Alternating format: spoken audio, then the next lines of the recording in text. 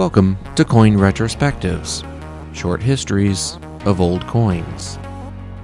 And this is a 2-pence British piece from 1797, otherwise known as the Cartwheel 2-pence.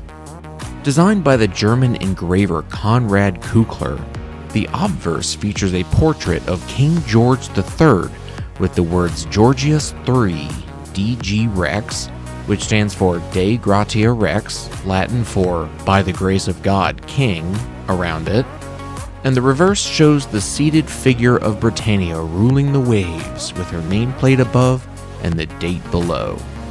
Though Britannia had appeared on many coins before 1797, this was the first coin depicting her as a maritime master.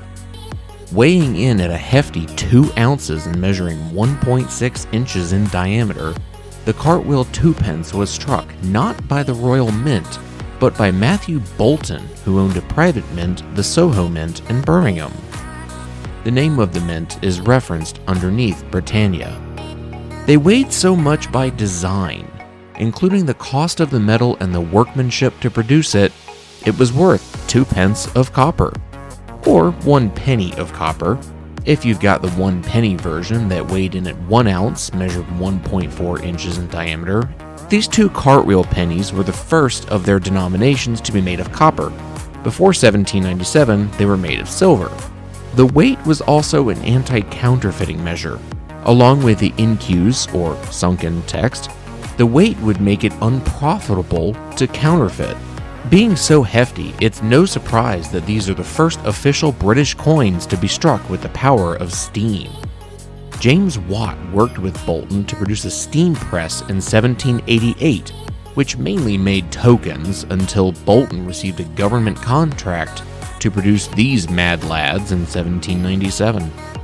Approximately 720,000 of these copper 2-pence pieces and 44 million of the 1 penny variety were struck from 1797 to 1799, though all bear the date of 1797. Despite the weight, it's apparent that people didn't mind carrying and using these cumbersome coins. They circulated until 1860, when it was decided to make smaller pennies from bronze instead. I suppose when the only thing you're worried about is what the local name for a bread roll is, you don't mind having to lug around such heavy change. The Cartwheel 2-pence was demonetized in 1870 and as such is no longer legal tender, though I highly doubt there's a cash register in the land that's big enough to take on this behemoth. Side note, if you're wondering why there's a large hole in this coin, it became popular to hold these and make jewelry out of them. After all, it only cost 2 pence. And that wraps up our look at the 1797 British Cartwheel piece. If you enjoyed this look, do consider subscribing. There's a new video every Sunday. And as always, leave your 2 pence in the comments and have a great day.